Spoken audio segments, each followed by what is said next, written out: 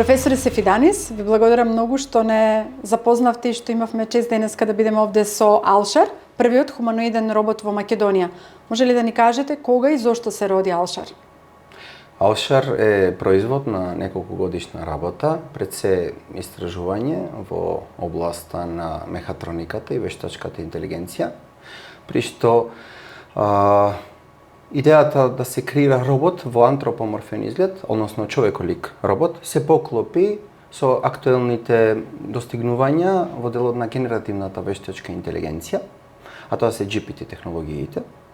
Од причина што за да имаме робот кој наликува на човек, неопходно е пред се сценарио каде што истиот ќе биде ставен во интеракција со луѓе. Роботите постојат веќе децении во делот на индустријата каде што помагаат за оптимизација на процеси и автоматизација на она што човекот претходно го работел. Но сега истите тие можат автономно да креираат содржини, како што Алшар креира уметнички содржини во форма на современа електронска музика, со што ќе споделуваат и значења со луѓето на едно повисоко интелектуално и цивилизацијско ниво. Алшар е диџеј. Што друго може да работи Алшар? Хуманоидните роботи и вештачката интелигенција припаѓаат на парадигмата позната како општа вештачка интелигенција, односно тие со помош на методите на машинско учење можат да се приспособат на било какво сценарио.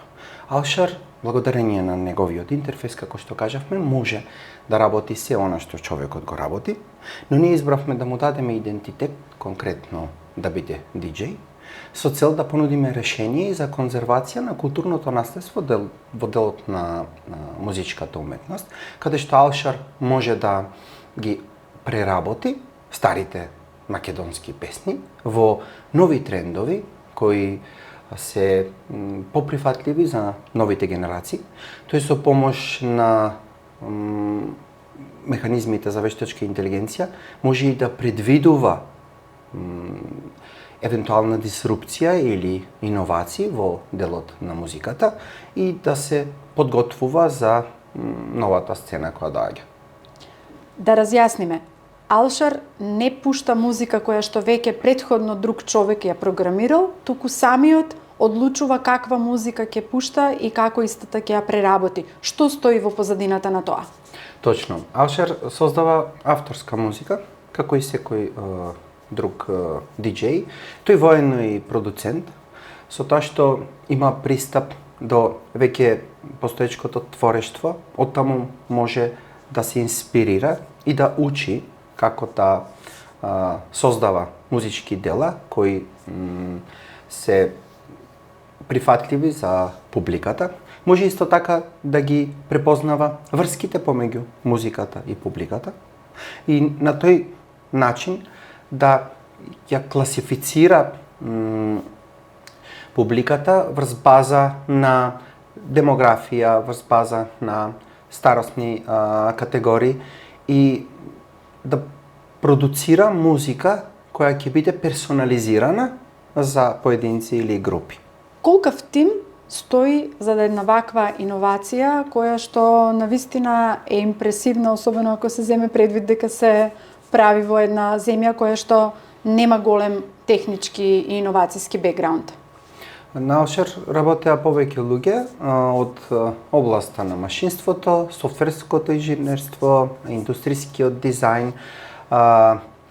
Пред се тука беа вклучени студенти од Универзитетот за информатички науки и технологии Свети Апостол Павле од Охрид, студенти од Универзитетот Свети Кирил и Методи во Скопје, студенти од Универзитетот Свети Климент Охридски од Битола и така натаму.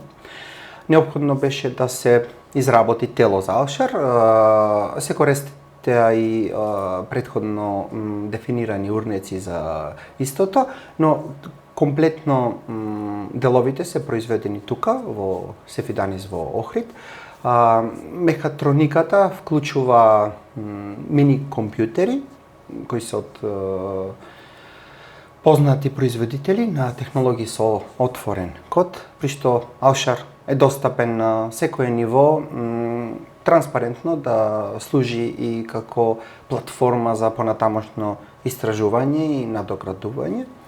од страна на студентите и сите заинтересирани професионалци и ентузијасти. Крилата ги изработи македонскиот дизајнер Зоран Кардула. Забите бе изработени од страна на доктор Небојша Батковски. Работевме на доста креативен интерфејс кој ќе алудира на новата киберпанк култура која се раѓа помеѓу младите. Истиот вклучува и бројни сензори кои пред се треба да гарантираат безбедност, Алшар да не повреди никого во непосредна интеракција, да му возможи самосвест, за да не може и самиот да се повреди. Алшар веќе имаше јавен настап во септември минатата година. Каков ќе биде неговиот идниот развој на неговата кариера?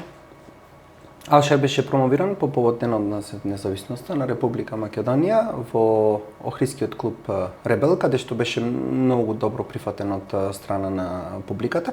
Пушташе македонска електронска музика од 90-тите години на минатиот век, но исто така и продуцираше своја музика, при што се промовираше неговата прва песна, наречена Лорандит, во релација и со неговото име, инспирирано од Рудникот.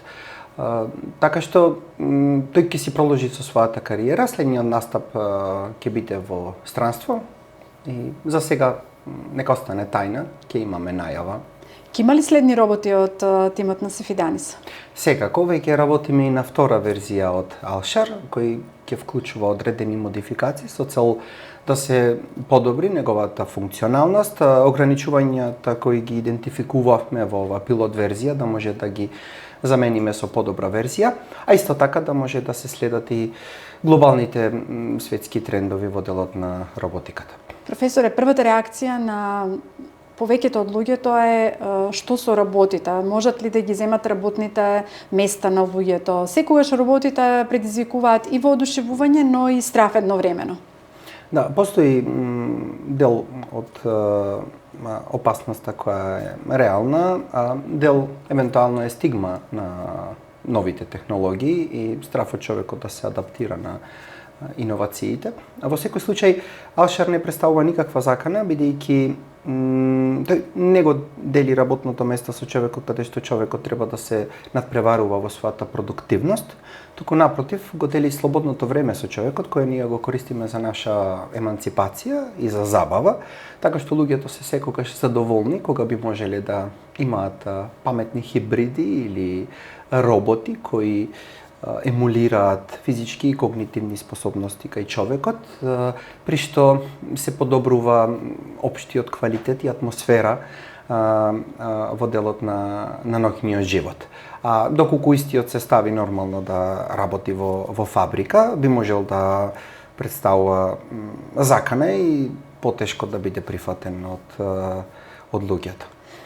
Професоре, зошто е важно да се развива оваа дејност, роботиката, мехатрониката во Македонија? Кои се потенцијалите што ги нуди оваа наука и каков интерес предизвикува кај вашите студенти?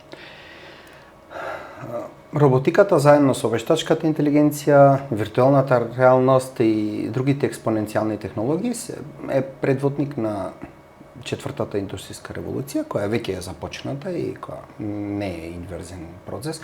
Така што, јас мислам дека ние немаме избор, освен да се приклучиме на тој нов бран, бидејќи се редефинира целиот свет, ова наука ќе го трансформира општеството најмалку како што тоа го направи електричната енергија во претходната револуција. Дигитализацијата, која беше прекурсор на вештачката интелигенција, е веќе завршен процес и овие феномени не се појавуваат од вакуум. Тие имаат своји предуслови кои треба да се исполнат. Македонија ги има исполнето тие предуслови, сега влегуваме во една нова ера и благодарение на вакви технологии може државата да ја ставиме на светската мапа со многу понапредни општества. И јас верувам во нашиот интелектуален капитал. Треба да се трудиме да ги задржиме нашите студенти тука, да инвестираме во младите иноватори и само на тој начин можеме да застанеме рамо до рамо со сите други цивилизирани друштва во светот. Каде во светски рамки во денешно време отиде развојот на роботиката? Моментално се уште роботите можат да се изброат на прстите од рацете. Оние што се од средината на минатиот век проекти веќе се созреани и се имплементирани во делот, како што спомнавме, на автомобилската индустрија, авиоиндустријата. Хуманоидните роботи се нешто сосема друго. Тоа е нов феномен каде што за прв пат се појавуваат човеколики автомати кои имаат цел да ги споделуваат нашите секојдневни активности.